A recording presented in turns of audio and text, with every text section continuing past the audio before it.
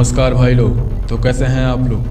भाई लोग गौर से देखो तो 90 के दशक के हिंदुस्तान में बहुत ही उथल पुथल हो रहा था। वहीं क्राइम भी अपनी चरम पर था। आजकल 90 के दशक की कई मूवी और कई वेब सीरीज धड़ाधड़ आ रही हैं जो सिल्वर स्क्रीन पर बड़े बड़े खतरनाक गैंगस्टरों की कहानी बताती हैं।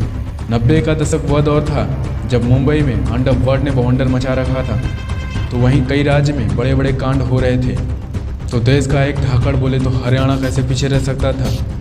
यह वही दौर था जब हरियाणा में बंसीलाल वर्मा और ओम प्रकाश चौटाला की राजनीति पूरे हरियाणा में तांडव मचा रही थी। तो वही 90 के दशक में अपराध को दुनिया में कई सांडों लोग ने हरियाणा में डंका बजाया। इन्हीं में से एक था जो दिखने में दुबला पतला था मगर जिगर का एकदम पक्का था। उसने ख्वाब देखा था अक्खे हरियाणा में राज करने का। उसकी दहशत इतनी थी कि हरियाणा से लेकर दिल्ली, उत्तर प्रदेश और उत्तराखंड जैसे राज्य में उसके नाम के चर्चे चलते थे। उसके नाम से लोग भीगी बिल्ली बन जाते थे। अखबारों के फ्रंट पेज पर ही इसका नाम पहले आता था। देखने में तो ये बंदा साउथ के डेंजर आदमी की तरह लगता था मगर बंदा बहुत ही खतरनाक था। वो कहीं भी किसी को भी ठोक डालता। उस बंदे का नाम था रोहतास उर्फ तासी। बिड़ू हरियाणा पानीपत से सटे गाँव शिवा में रोहतास उर्फ ताजी का जन्म हुआ था, जो बचपन से पढ़ाई लिखाई में जीरो था मगर पहलवानी का बहुत ही शौकीन था। जब उसने 15 साल की उम्र में कल्टी मारी तो अखाड़े में एडमिशन ले लिया। उधर ही पहलवानी सीखने लगा मगर लौंडा एकदम गर्म मिजाज का था, छोटी मोटी बात पर भड़क जाता था। यही वजह थी कि उसने अपने ही परिवार के एक राजीव की खोपड़ी फोड़ देता है। तब उसकी उम्र महज 18 साल की होती है। वो जेल चला जाता है और जेल जाने के बाद उधर बड़े बड़े गैंगस्टर लोग को देखकर मन में ख्याल बनाता है कि मुझे अब किंग बनना है और उसके लिए काम करने लगता है। फिर क्या, जेल से जब बाहर आता है तो लफड़ा चालू कर देता है, क्योंकि अंदर जो उसके भूत सवार था कि मुझे अब किंग बनना है पूरे हरियाणा का। धीरे धीरे देखते ही देखते कभी जेल तो कभी बाहर, यह सिलसिला उसका शुरू हो गया।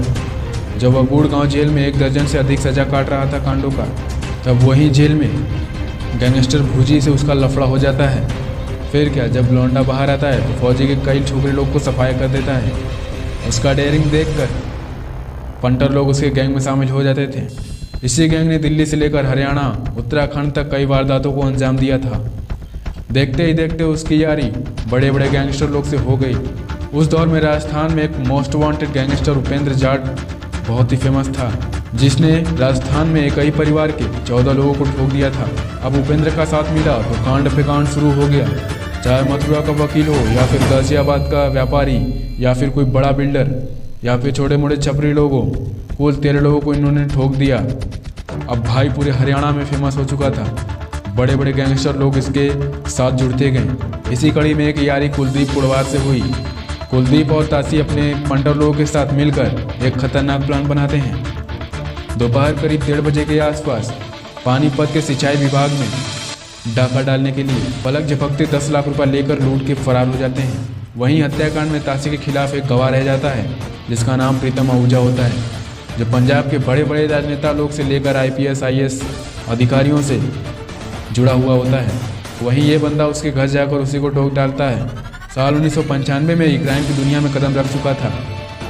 19 का दशक खत्म होने वाला था तो वहीं बड़े बड़े राजनेता लोगों की पुंगी बजने वाली थी। दिल्ली, हरियाणा, राजस्थान की पुलिस तासी को खत्म करने के लिए कई टीमें लगा देती है मैदान में। समय था 1 जुलाई, करीब 4 बज रहे थे सुबह। पुलिस को पक्की खबर मिलती है एक मुखबिर के जरिए कि तासी यहाँ छुपा होता है।